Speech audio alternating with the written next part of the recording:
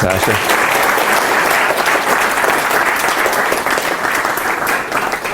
Okay, so after that nice introduction, what I'm going to tell you today is that everything Natasha has taught you about database systems is wrong. So basically, the traditional relational database wisdom is just plain wrong. So what is the traditional wisdom? Well, here it is. Data is organized in disk blocks that are substantially encoded because there's a header on the front that indirects to tuples. Tuples are stored fixed length records first, then variable length records with a big header on the front. All that, so they're heavily encoded. There's a buffer pool in main memory. It's a buffer pool of disk blocks. There's something called query plans. Those are things that are addressed by an optimizer that Pat Selinger pretty much wrote the Bible on in 1979. And the fundamental operation in a Selinger-style query plan is read a row or get a block off disk. The gold standard of indexing is B trees, and they might be clustered or unclustered, but they're B trees. The gold standard is to use dynamic row-level locking, and any of you who've ever listened to Mohan will wax euphoric about Aries. He knows more about logging than anybody else. So you do Aries-style write-ahead logging. Read the Todd's paper if you can stomach it from a whole bunch of years ago. And then lots of systems these days have replication. You may do it synchronously, meaning the replica is correct, or asynchronously, meaning the replica lags. And the gold standard is you update the primary copy first, move the log, which is written in Aries, over the network, and roll the secondary forward. So what I'm telling you today is that this basically describes, unless you squint, essentially all the commercial systems. So MySQL looks like this, DB2, Postgres, ... And if you open up any college-level textbook, by and large, this is the major content of that textbook. And if you take anybody's database course, including the one Sam Madden teaches at MIT, this is the majority of the material in the course. So this is what you're getting taught. This is what the books tell you is important. And so I'm here to tell you that it's all completely wrong. Every single piece of this is just plain wrong. Now, charitably, what it means is it used to be correct, but now it's wrong. So it's just plain obsolete. So the message I have for you is this is the wrong stuff to teach. It's the wrong stuff to put in textbooks. And all of the systems that do this are all obsolete. So Mohan doesn't like to hear it, but Mohan is wrong. Aries is the wrong answer. So anyway, I'm going to try and convince you in an hour that I'm right and that all this other stuff is wrong. So in order to convince you, we have to start with what's the problem.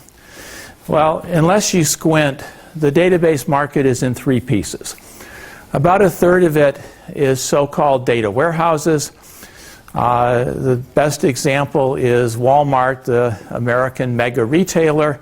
Every time an item goes under a wand in any Walmart, anywhere in the world, a historical record of who bought what, where, when is entered into a data warehouse in Bentonville, Arkansas.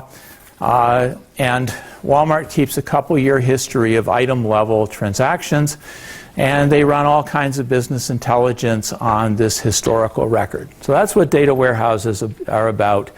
They're bulk loaded from upstream somewhere, in Walmart's case from store-level transaction systems, and it's lots of ad hoc queries to ask all kinds of random stuff. So that's a third of the market. A third of the market is OLTP, which is if you go and buy something on Amazon, you paw around in their catalogs, none of that has anything to do with databases. When you hit buy it, then you enter an OLTP system, which is currently based on Oracle. and buy it worries about actually charging you for the goods and shipping them out and all that kind of stuff. So that means it's a lot of small updates and a few reads. The way Amazon works is they ship stuff from this Oracle system into a data warehouse for business intelligence. So upstream from their data warehouse is this transactional system. So that's about a third of the market. And then a third is everything else. And everything else is Hadoop, NoSQL systems, graph databases, array databases, lots of random stuff. Okay, so let's look at data warehouses. I'll have several slides on this topic. But the first thing to realize is that the market is moving very, very strongly and very, very quickly to column stores. So they're not row stores anymore. Row stores are dead in that market. They're column stores. So column stores, I'm about to tell you why, has nothing to do with the traditional wisdom. Column stores work nothing like row stores. In OLTP, it's a little less clear exactly who's going to win, but the new SQL systems, so-called self-defined new SQL systems, are about a factor of 100 faster than the traditional legacy vendors. And as I'm going to tell you, they look nothing like the traditional wisdom. And everything else is not a relational database market, it's something else, and so the traditional wisdom doesn't apply. So the basic message here is that data warehouses don't look like the traditional wisdom, new SQL engines don't look like the traditional wisdom, and non-relational databases don't look like the traditional wisdom. So nothing looks like the traditional wisdom, which is why it's completely wrong. Okay, so why are column stores taking over the data warehouse market? They're a factor of 100 faster than row stores. So this is a straight performance argument on the same SQL queries. Why are they so fast? Well, you got to look a little more carefully at what data warehouses are doing. And if you listen to Ralph Kimball or any other data warehouse wizard, they will tell you that the way data warehouses look is they're what are called star schemas, which is they have a central fact table. In the case of Walmart, it's who, what, bought what, when, and where. So there's just millions and millions and millions of item-level entries in a central fact table. This is surrounded by dimension tables. So who bought what? What is how many products Walmart sells. For every product, they've got the ID, the description, who the supplier is, all kinds of product data. So there's product tables, there's customer tables, there's store tables, and that surrounds this central fact table. So it looks like a star schema. And if you don't know about star schemas, go read anything that Ralph Kimball ever wrote, and you'll know everything you wanted to know and then a lot more. Oops. Okay, so now the other key thing about data warehouses is this fact table is wide. It's a wide table. So the typical fact table has 100 or so entries in it. Some of them have a couple hundred. It's very rare to see less than 50. A typical, no one runs select star from fact table. That gives you, a tsunami of data. They're all running SQL aggregates, and they're all reading aggregates that aggregate, restrict a couple columns, maybe aggregate a couple others, group by something. So a typical warehouse query reads 4 or 5 attributes from 100. So if you have a row store on disk, you read, when you bring in a block of data, it's got rows of tables. So you bring in all 100 attributes, whether you want them or not. If you have a column store, well, rotate that thinking 90 degrees, and when you bring in a block, it's only got 1 attribute on it. And so you read in only the attributes you need. And I just won by a factor of 20 or 25 in I/O. Big deal. Second thing is, when you read in a block from Oracle or Postgres, you've got 100 attributes on that block.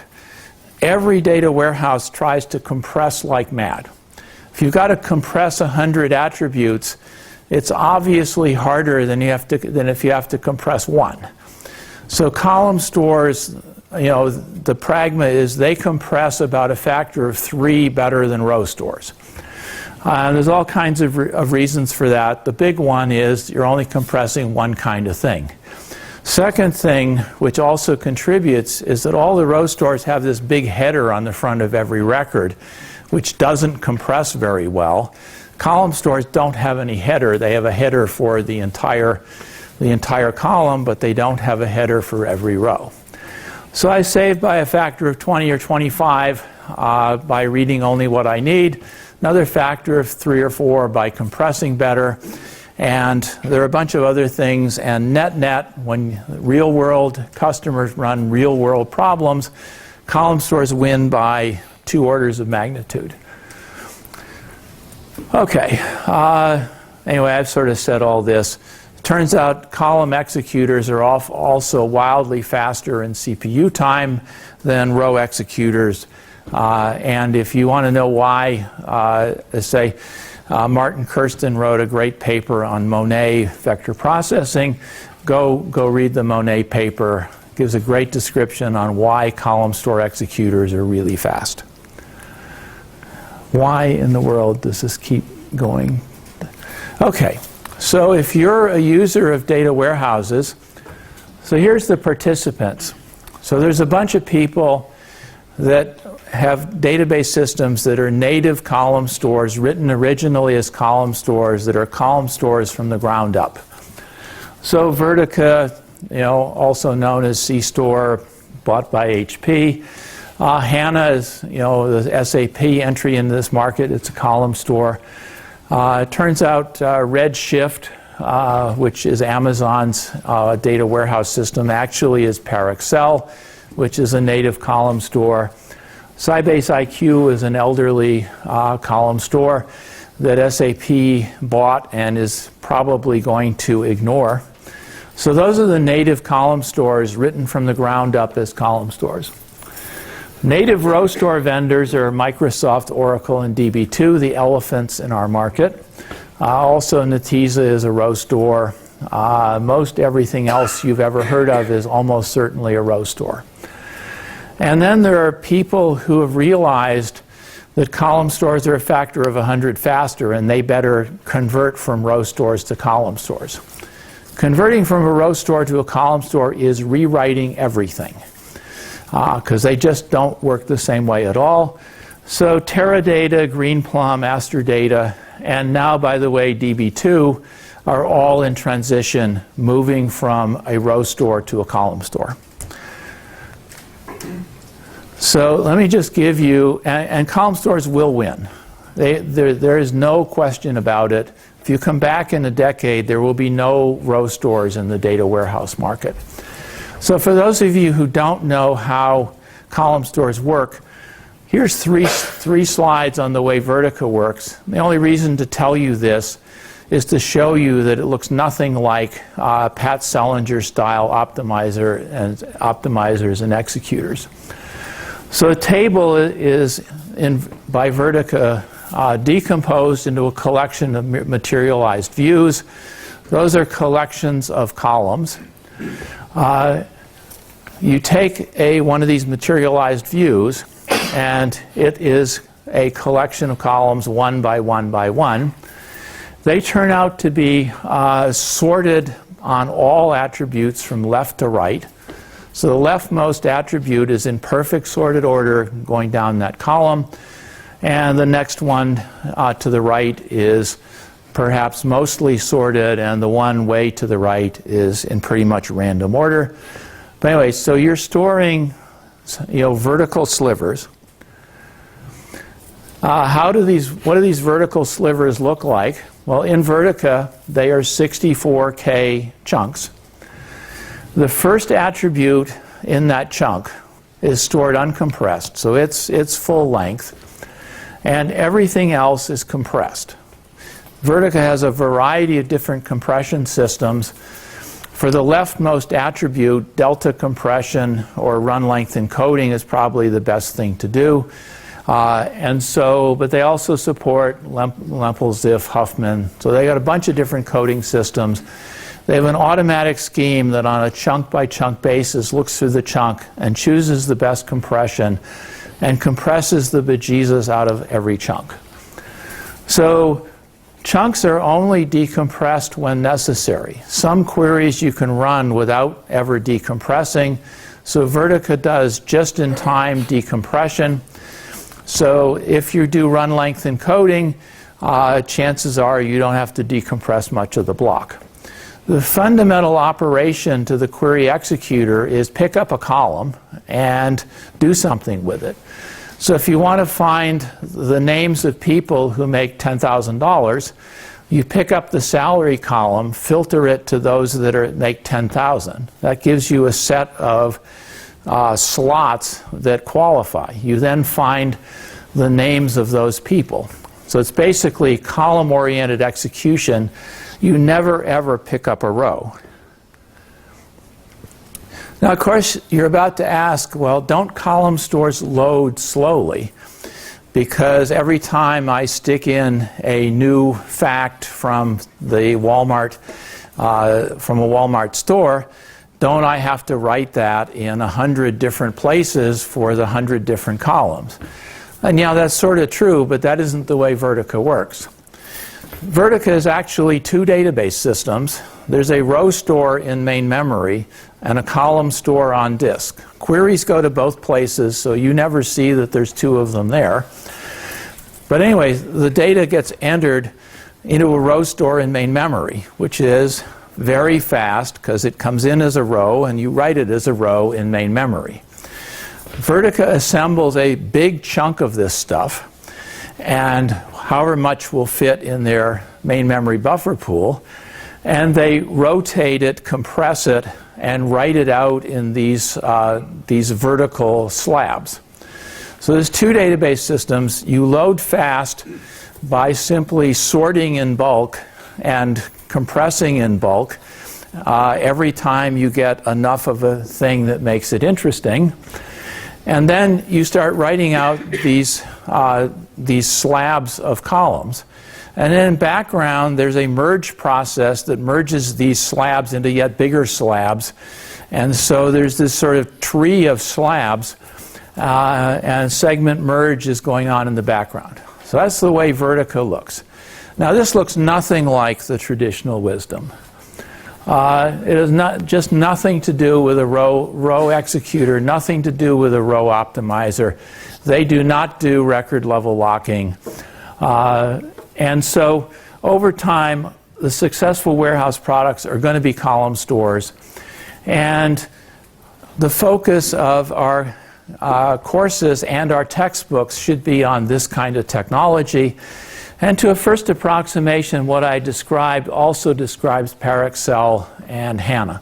So this is the way to build column stores, and this is what we ought to be teaching, because the row store technology that's in current textbooks has nothing to do with this stuff. Okay. So let's move on to the other piece of the pie, and I'm going to spend the rest of the talk on OLTP. So we've dismissed warehouses. They don't have anything to do with the traditional wisdom. So now we're on to OLTP. And most of you would probably argue that if the traditional wisdom applies to anything, it ought to apply in OLTP. And the answer is it doesn't. Okay, so there's three big decisions in OLTP. And the first one, are you going to have a main memory system or are you going to have a disk system? Second one is, how are you going to do replication?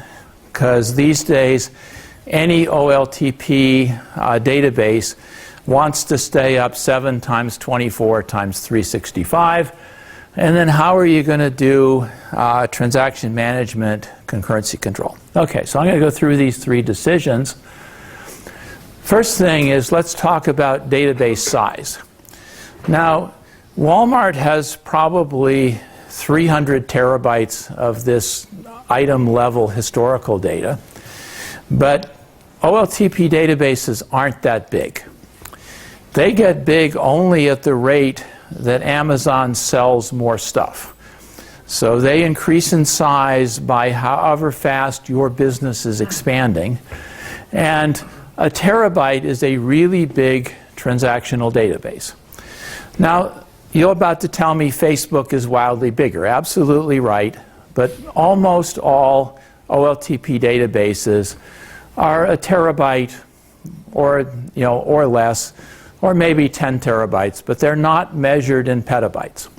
Data warehouses are measured in petabytes, but not OLTP. So now the question is, if you have a terabyte database and you've got 30,000 US dollars, you can put it in main memory. So a terabyte of main memory is readily buyable for 30K.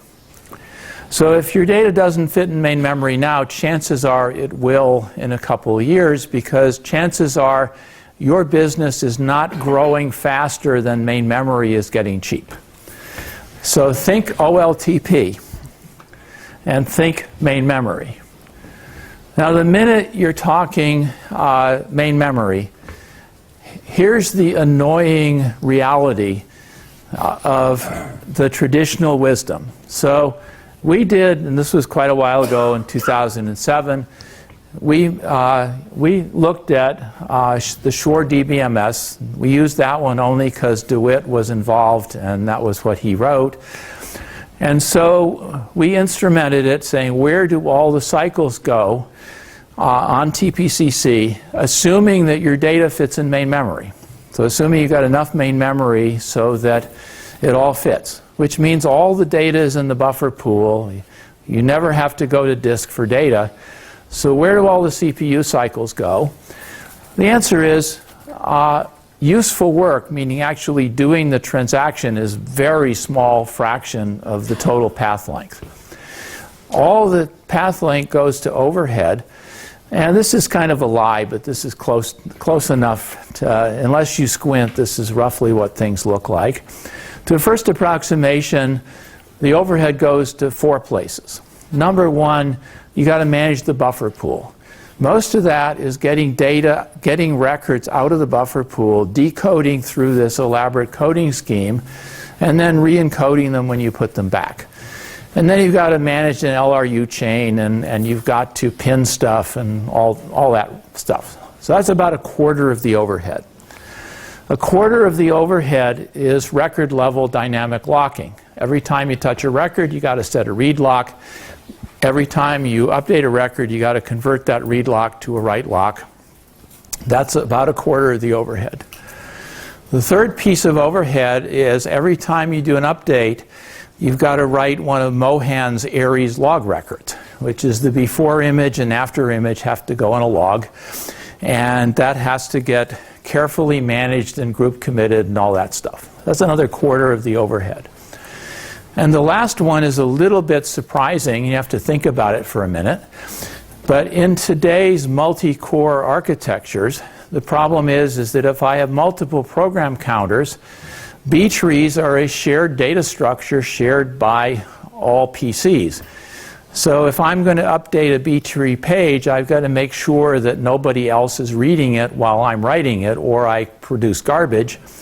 The standard wisdom in commercial products is to latch B tree blocks before you update them. If you latch a block, then anybody else in any other program counter piles up waiting on that latch.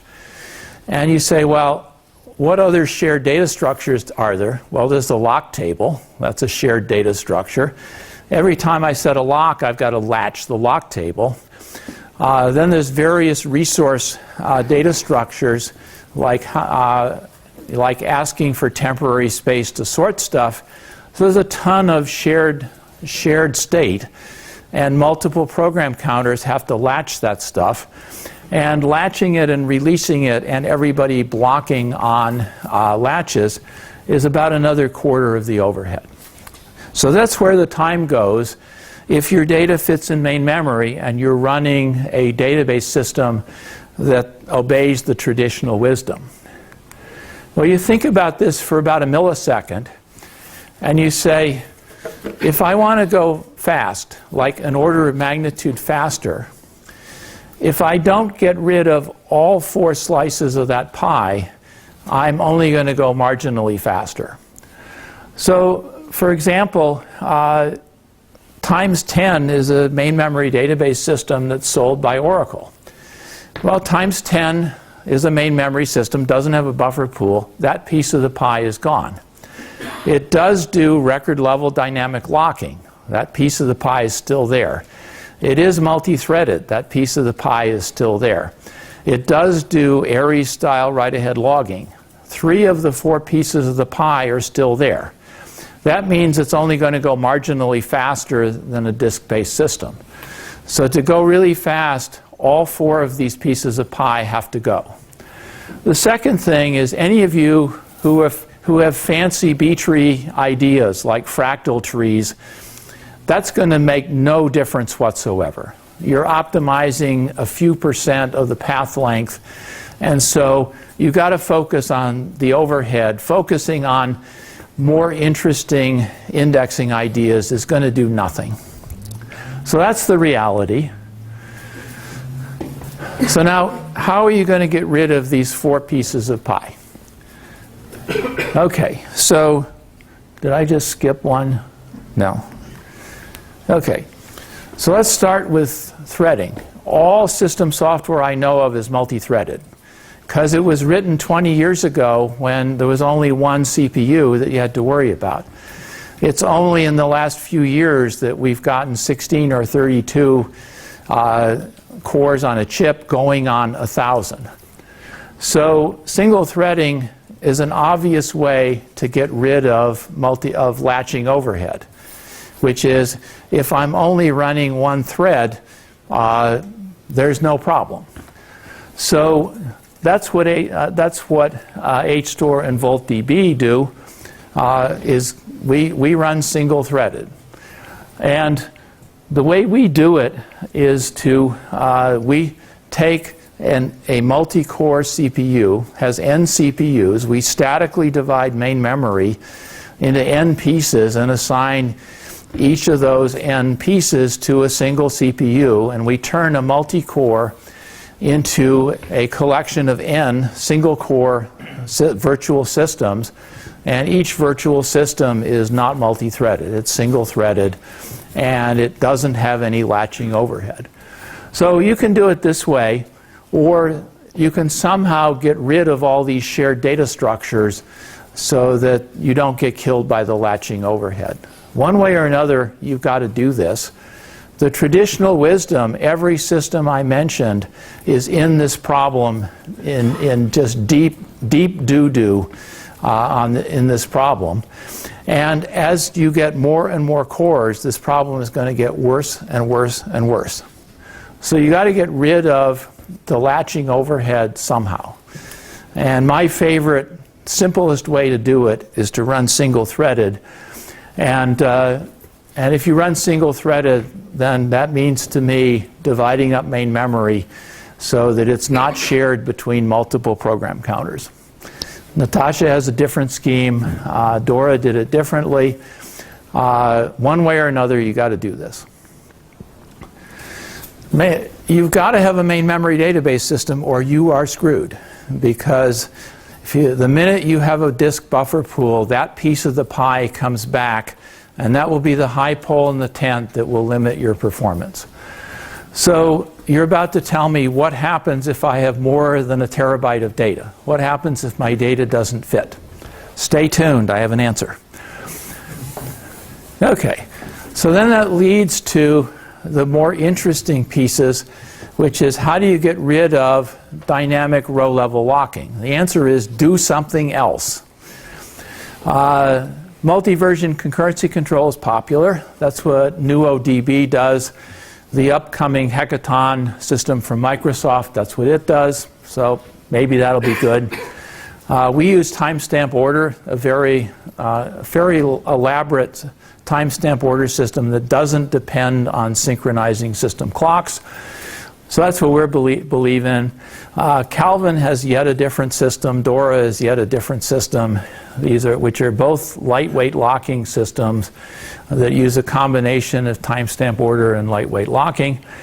I don't know anybody who's written an OLTP system recently that's using row-level dynamic locking. It's just universally agreed it's too slow.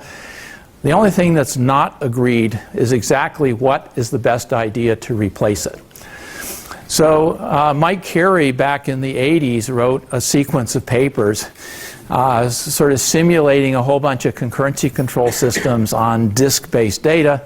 We need Mike Carey back to figure out which among all these various systems turns out to be the best one to use. But whatever it is, it's not row-level locking. And by the way, it's not going to be MVCC either. But the reason for that is a little subtle, and it's this couple of slides ahead of us. Okay, so now there's a reality check here. Since I have a lot of gray hair, I remember the 80s. And in the 80s, you know, if you had an OLTP system and it went down, well, that was too bad.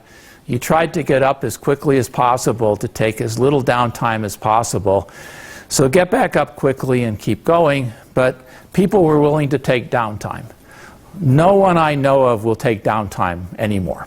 So you've got to run HA. It's simply table stakes in the OLTP market.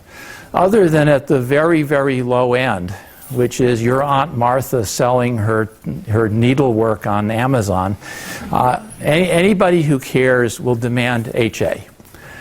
So nobody will take downtime.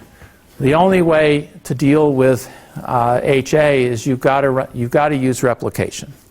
So it's got to be a multi-node system, and it's got to have replication. So table stakes. Now you say, how should replicas work? And now it gets slightly political. There are two ways replicas can work. Number one is I can say replicas are ACID. What that means is there are transactions in an OLTP system, and a transaction is either done or not done on all replicas. So that will give you semantically correct replicas.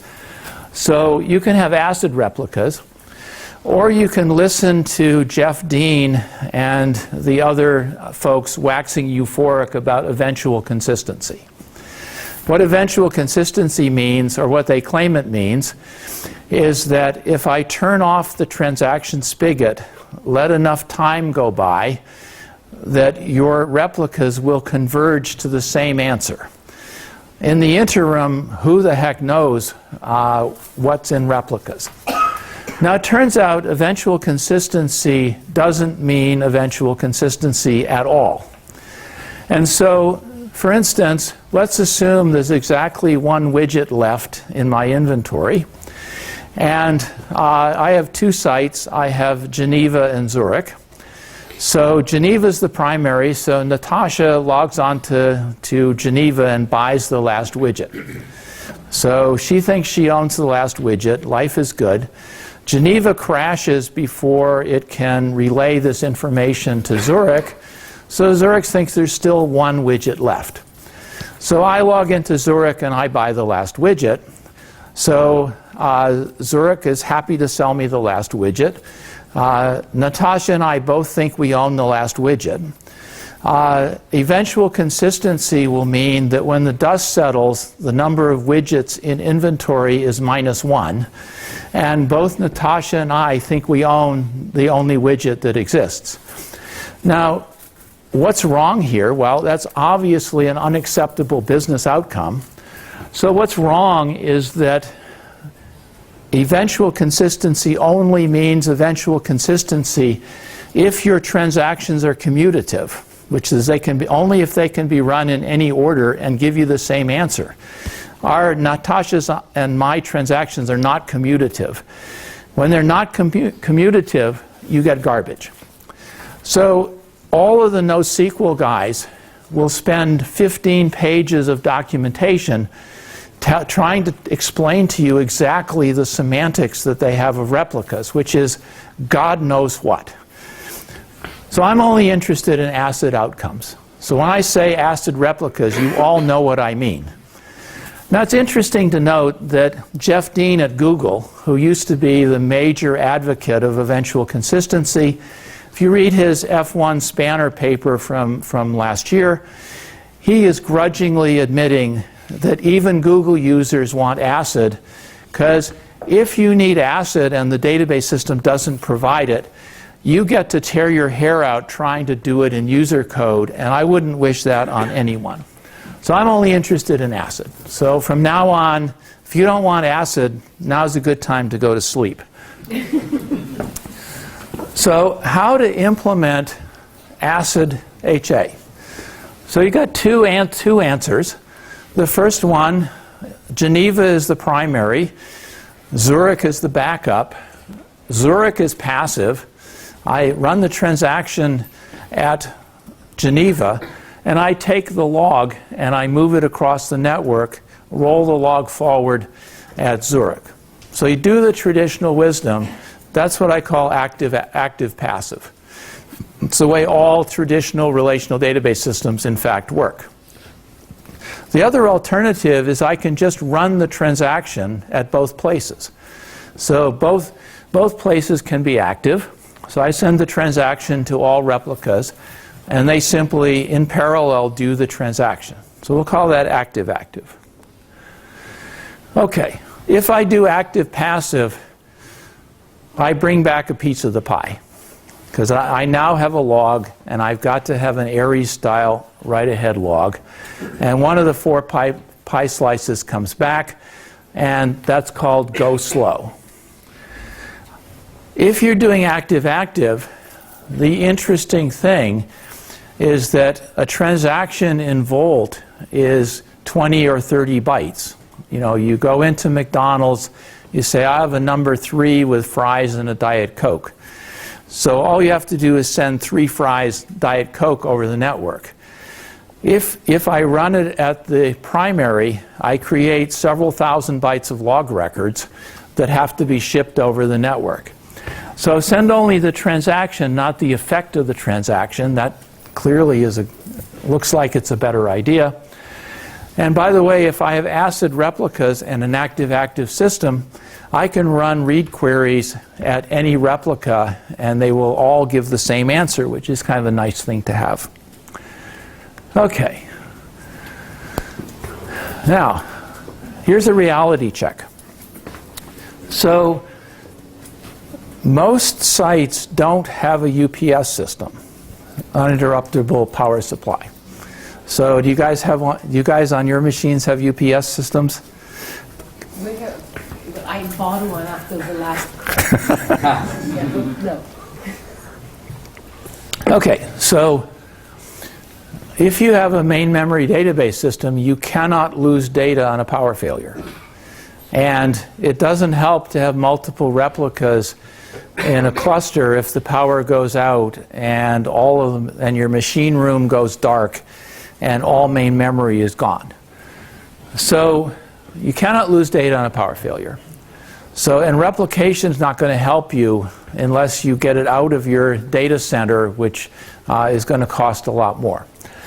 So you've got 2 options to deal with power failures. First one is write a log. That's always an answer. Use the traditional wisdom. By now you should have figured out that I don't like that answer ever.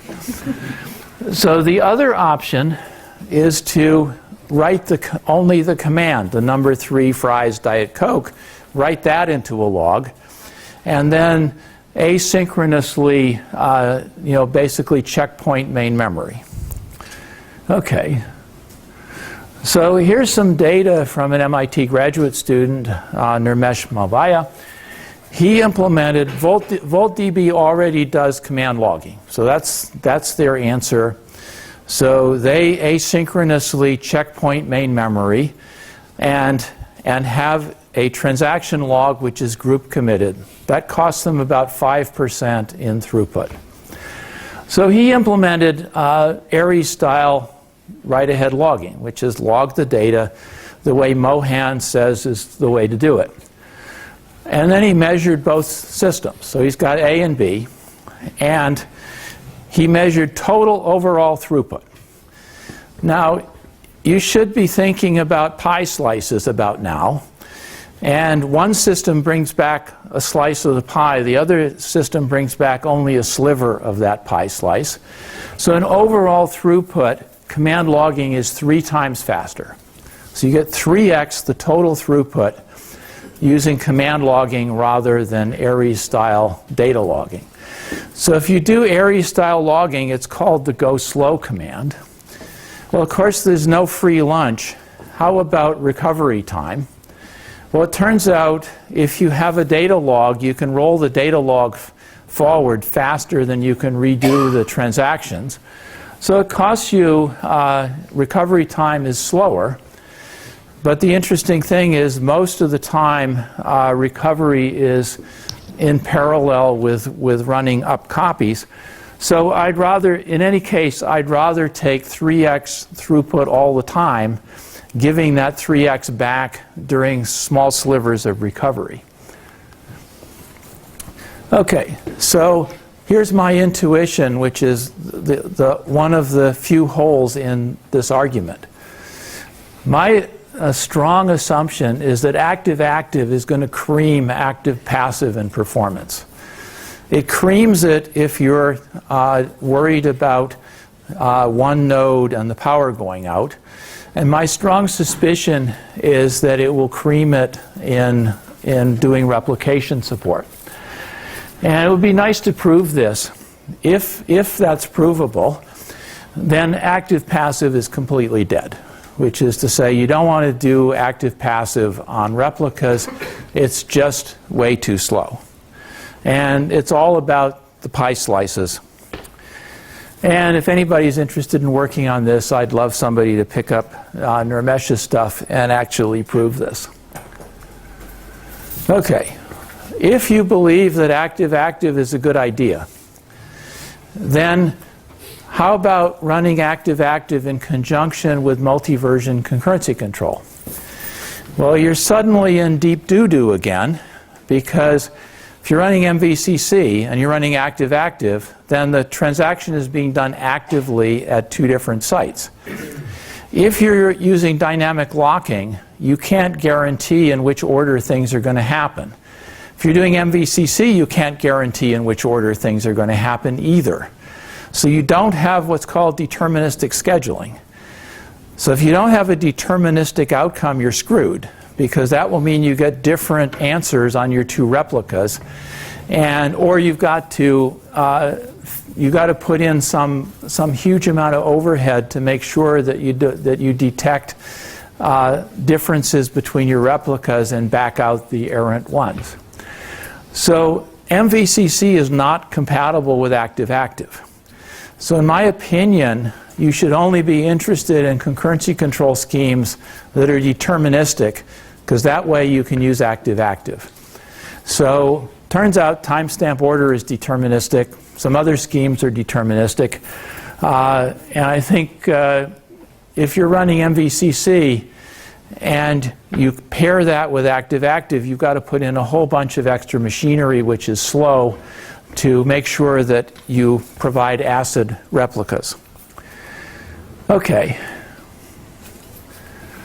So now let's get back to the thing that you're probably most worried about. What happens if my data doesn't fit in main memory? Well, we turn out to have studied this. And if I return to a disk orientation, that's fundamentally always the wrong answer, because that's called go slow. So what did we do instead? So remember that the way disk systems work is the data of record is on disk, and I cache some stuff in disk format in main memory. So we have a version of HStore, which of course is a main memory database system. And what it does is it throws cold records out of main memory and puts them in an archive. So some of the data is in main memory and the cold stuff is elsewhere. So basically, there's a daemon wandering around dumping cold records out of main memory so that you don't run out of main memory. And they're archived in main memory format. There's no notion of disk format. So HStore and VoltDB depend on all the data that a transaction touches being in main memory, because there are no stalls. And the minute you put a stall into VoltDB or HStore, everything comes tumbling down. So when a transaction it's running along and it finds out that it's missing some data. So it just marks that and keeps going. So you find out all the misses, and then you go get all the missed data, you bring it into main memory, and then you restart the transaction, and it runs to completion as a main memory query. So get and pin the needed data, reschedule the transaction. Okay, so we have a version, we have this running. So the question of the day is, of course, how well does it perform? So it kills MySQL by a factor of 50. It is just wildly faster than MySQL. It's wildly faster when all the data fits in main memory, obviously, because a main memory system will beat a disk-based system even if all the data is in main memory. So that's back to the pie slices. So we run a factor of 50 or 100 if all the data fits. The interesting thing is that when the data doesn't fit, MySQL slows down, so does HStore, but MySQL slows down faster than HStore slows down. So we get progressively more performant as less and less of your data fits in main memory. So why is that? The answer is converting back and forth between disk format and main memory format is really expensive, and that's always in the MySQL system. But the second thing, which you have to think about for a minute, MySQL brings a disk block into main memory. I only want one tuple on that disk. The other 500 come into main memory and take up main memory no matter what. In HStore, I only need one record. It's on some disk block. I bring the block in from disk, and I only keep the one tuple, and I throw the other 500 away. And they simply remain in the archive. So I have a lot more flexibility on using main memory, and so HStore with anti-caching uses main memory way more effectively than MySQL does. And so those are the two reasons why you keep going faster and faster as the data doesn't fit. Now you can say, well, what happens if I put memcached in front of MySQL? Very popular tactic used by Facebook, for example. That doesn't help. We still go wildly faster. Why do we go wildly faster? Their memory efficiency goes down because now you have two copies of tuples, one in memcached and one in MySQL. And unless you are doing read almost always, if you're doing read always, memcached beats us. But the minute you start doing updates, the problem is you've got to, you take the data out of memcached and you do a MySQL transaction, and that's fundamentally really expensive. So memcached doesn't help. So the simple answer is run a main memory database system. If your data doesn't fit, use anti-caching to extend its reach. Now there is one assumption, which is the scope of the biggest query will fit in main memory. So we're going to work on how to get rid of that restriction. But if you're willing to make that assumption, main memory databases with anti-caching kill disk-based systems universally. If you want to do active-active, you've got to have deterministic concurrency control. And my very strong speculation is that active-active is going to cream active-passive. So if you believe anything that I've said, this has nothing to do with the traditional wisdom. The traditional wisdom is disk-based database system with main memory cache, dynamic row-level locking, and active-passive. And what I'm saying is that's a terrible idea, even when your data doesn't fit. Okay, so the summary is that what we teach our database students is all wrong. It's just plain all wrong. The implementations from the elephants, you know, MySQL, Oracle, all those guys, they're all wrong too, because they're obeying the traditional wisdom. So several million lines of code per vendor are obsolete. And in order to be competitive, those guys are going to have to rewrite it all. And so the traditional vendors have a problem. They got to convert to column stores in the warehouse market to be competitive. And simultaneously, they've got to convert to main memory deterministic scheduling active row stores to be competitive in the OLTP market. In any case, I don't know any way to simultaneously be a main memory active deterministic scheduling row store and a column store at the same time. So basically, one size is never going to fit all. You can put both of these implementations in the same box, hide them under the same SQL parser, that'll be fine. But there are going to be multiple implementations, and one size is not going to fit all. I expect a huge amount of turmoil in the market off into the future. This is a fantastic time to be a database professional because you exactly want to be doing work when the market's in turmoil. And in my opinion, sort of for the last 15 or 20 years, the database market has been pretty much dead. The elephants owned it. Now all of a sudden there's just a huge amount of new ideas and lots of open questions. But in any case, all the database textbooks have to be rewritten, and Natasha has to completely restructure her database course to teach the right stuff. So I'm done. I hope I've made some people mad by now.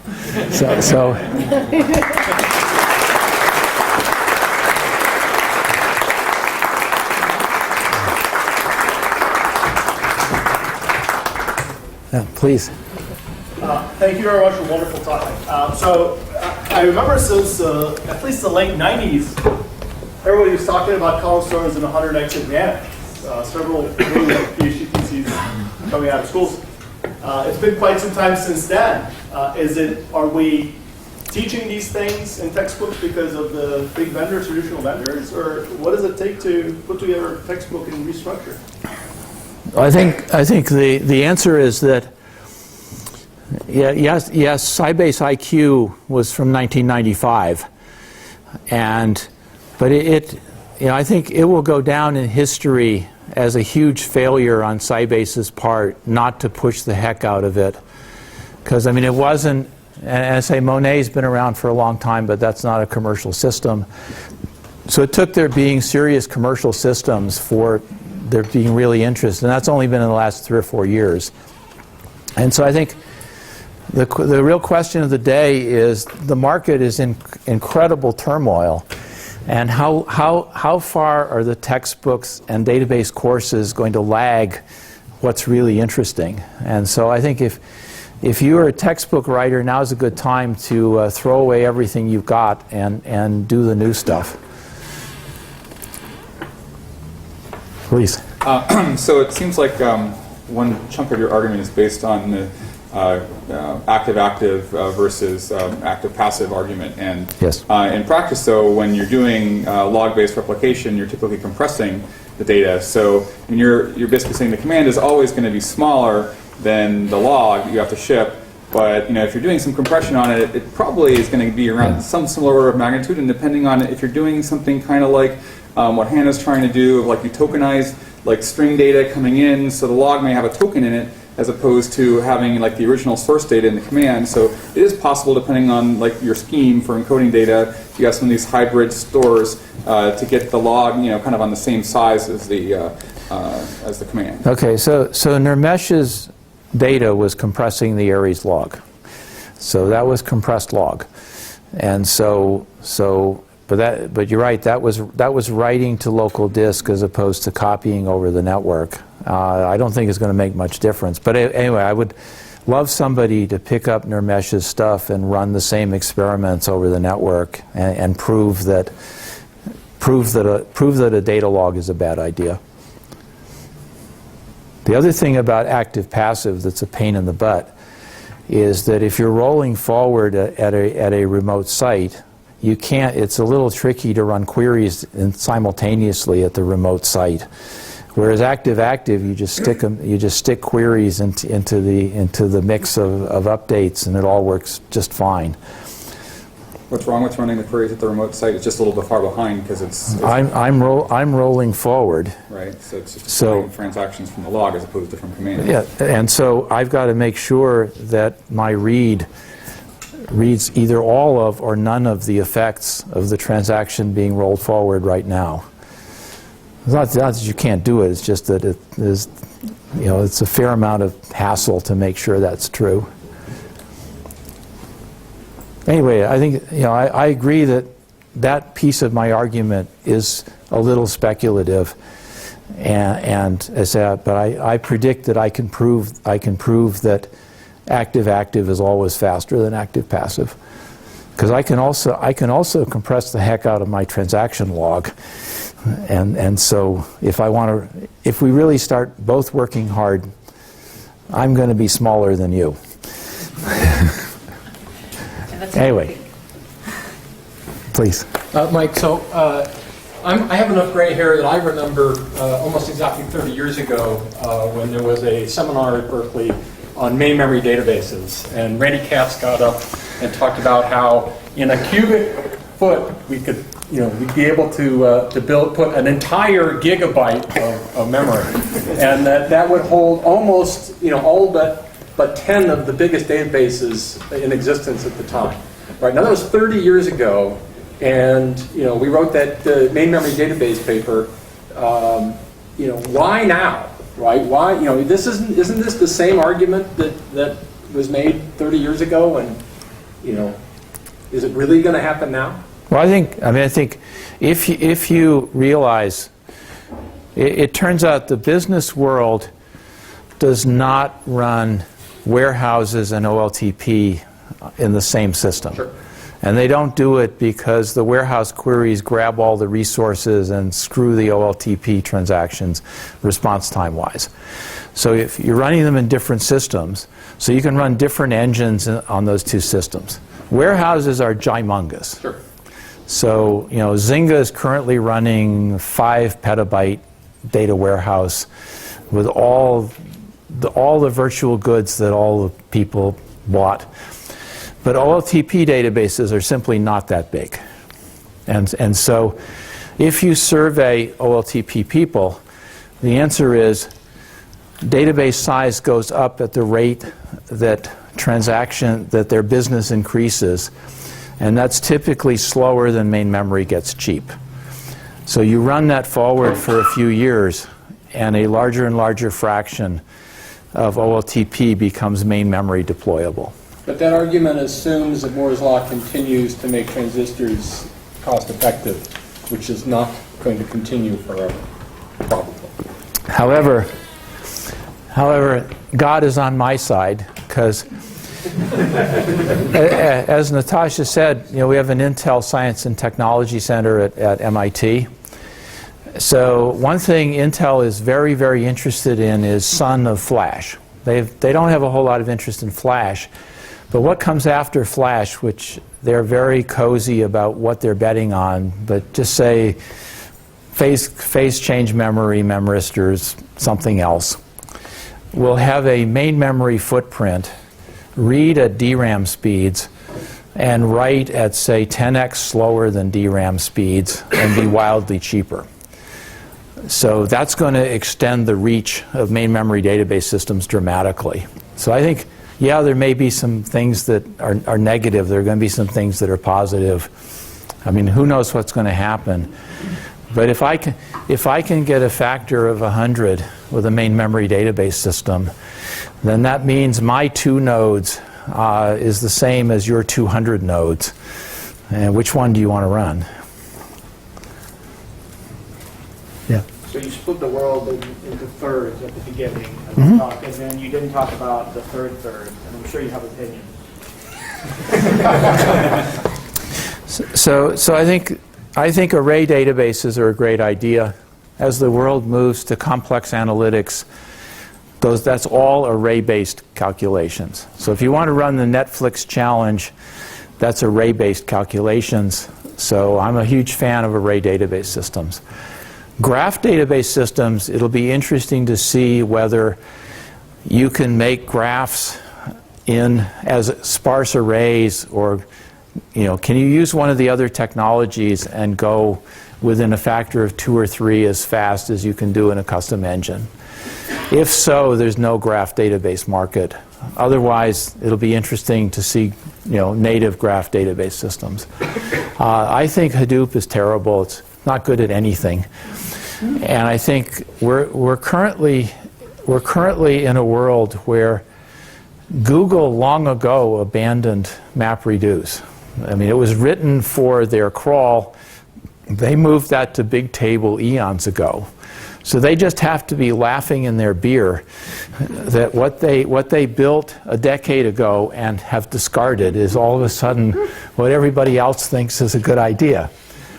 In point of fact, Hadoop is only good at embarrassingly parallel computations.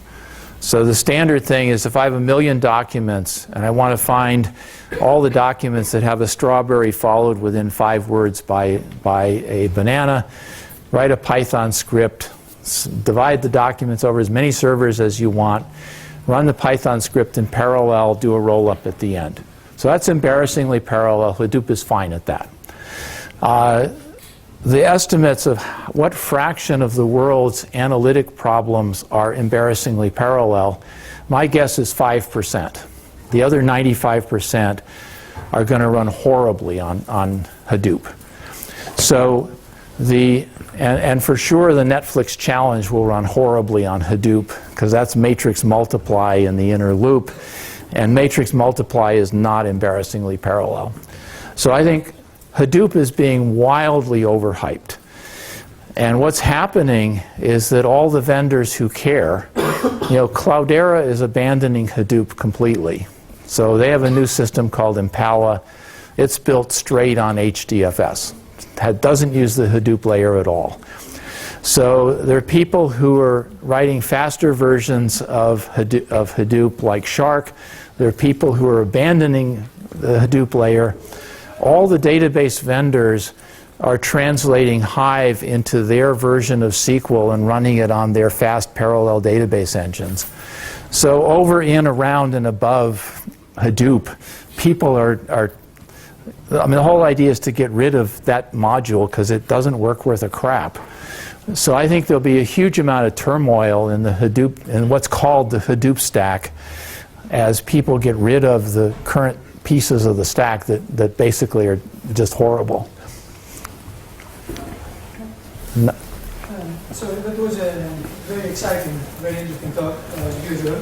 I have one question. So when you talk about high availability stuff, can you elaborate a little more on what you mean higher availability in view of always needing ACID properties and strong consistency, and of the gap theorem? So when you talk about high availability, do you really mean sort of partition tolerance, or do you mean something? No. So first of all, so let's start with the local area network world. So essentially all of the Volt customers are running over a LAN. And so the CAP theorem is absolutely true. You can't have all three of consistency, availability, and partition tolerance. So Volt gives up partition tolerance. And the good news is in a LAN, there are essentially no network partitions. So it's such a rare event that it's not worth having a discussion about.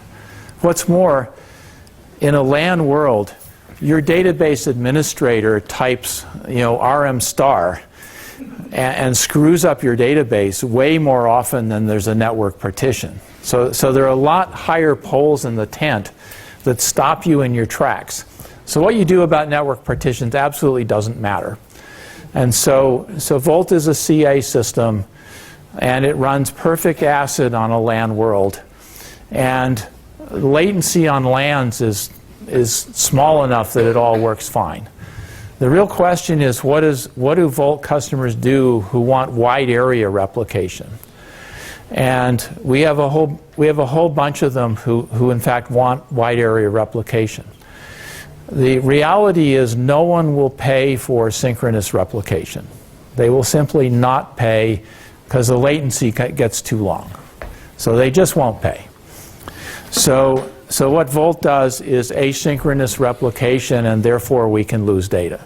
And the customers absolutely vote with their dollars. That's what they want. Now it turns out Google and Jeff Dean and Spanner and F1 may come to a different conclusion. They're in control of the end-to-end network, so they can knock response time down by being in control of all the hardware. Our customers don't have that luxury. So we run asynchronous WAN replication. The other thing our customers vote very, very clearly, they are not interested in automatic failover in a WAN world because there are lots of transient hiccups, and the last thing they want to do is have a 1-second hiccup and have the system fail over and then fail back almost immediately. So they want DBA-controlled asynchronous replication in a WAN world. And it'd be nice if networks get fast enough that you can realistically support ACID synchronous replication, but unless you're Google, we're not there. That was a great question. Please. I have a simple question, basically a history question from somebody who doesn't know much about this stuff. So the arguments for column-wise database organization are extremely intuitive and seem to apply equally well to disk-based systems as well as to whatever we have today. Why did row-based systems come to dominate? Is it simply hindsight is better than foresight? Or? Okay, so row stores were written in the 70s. I mean, Ingress and System R, all the row stores look like Ingress and System R, which were written in the 70s. Back then, there was only one market, business data processing, aka OLTP, so that was the only market. And you had small disks and very small main memory by today's standards, and no one worried about multi-site anything because this preceded the internet. And so in that world, and then what everyone was trying to do at that time was do better than IMS, which was IBM's now legacy, database system, and it was a row store. And so it's a historical accident that. And then it was just momentum from that point on. Yeah, because DB2 looks like System R, and Ingress Corporation looks like Ingress, and Sybase was written by Bob Epstein, who was on the Ingress project, and so it's a row store. I mean, it's a small cast of characters leveraging the ideas at the time, and it's now 40 years later, and they're still row stores for no good reason. Yeah, can I go back to the sync versus async point? Sure. And in traditional disk-based systems, disk-based, array-based replication that is synchronous is actually the norm, right? You have two data centers, they're 60 miles apart. You do synchronous replication, and if you have boot commits, your writes basically get replicated, and that actually works, and you never lose data. So whose system are you referring to? So EMC SRDF, for example, does that. Transaction systems the database systems that rely on array-based storage replication. So you're talking about the SAN market. The SAN market, yes. Okay. Dedicated links, fixed distance, array-based, storage-based, synchronous replication. Okay, so and customers are accustomed to this. Okay. Because you will never lose data. Okay, so now I'll tell you some things that EMC doesn't want you to know. So SANs hide the location of the data from the database system. And so they run an order of magnitude slower than if I just ran just a bunch of disks that are locally attached. And if you do file level replication, then that's not what Vertica does. Vertica has replicas, and they're organized differently, so that one replica is sorted on customer name, the other one is sorted on customer salary. So they're of use to the optimizer and executor, and you choose which one offers you better response time. Can't do that down at the block level. Third, if you replicate at the block level, then by definition you're replicating all the indexes. VoltDB chooses to rebuild the indexes at recovery time if it needs to. So there are all kinds of reasons to let the database system do its own replication, and it just runs wildly, wildly faster. I'm not debating the performance element. It's you may lose data point that seems very difficult for customers to adopt. Very, very difficult. I mean, I think the answer is in a WAN world, the Volt customers are not willing to take the latency hit, because you have to do a two-phase commit at the block level over a slow network before you can respond to the person running the transaction. That makes all transactions have a response time of 3 seconds or longer, and that's just unacceptable to the Volt. Well, the Volt customers are automatically interested in low latency, and so they're just not willing to tolerate seconds of delay. But it completely depends on who you're asking. Anyway, it's a great question. It'd be really, as I say, I expect the market to go into complete turmoil off into the future as all of this gets sorted out. And I think the SAN guys are all going to lose, because EMC is trying to sell you a $1,000 disk for $40,000, and who would voluntarily pay that? Well, so it's the regulated market. The question is, can you do money over Volt, for situations that actually are mandated to have a disaster recovery cycle? And the answer is no, because you don't have synchronous replication. Well, I mean, say Volt's happy to run synchronously if you want it. It just slows down. But remember that we've probably got a factor of 25, slop between us and a SAN. So we will. I mean, if you have a SAN-based database system, there's probably at least a factor of 100 that we run faster. And so we're happy to give up 10 of that 100 if you want to run synchronously over a WAN. I'm just saying there's just still a huge amount of headroom. Okay. And with that, let's thank Mike.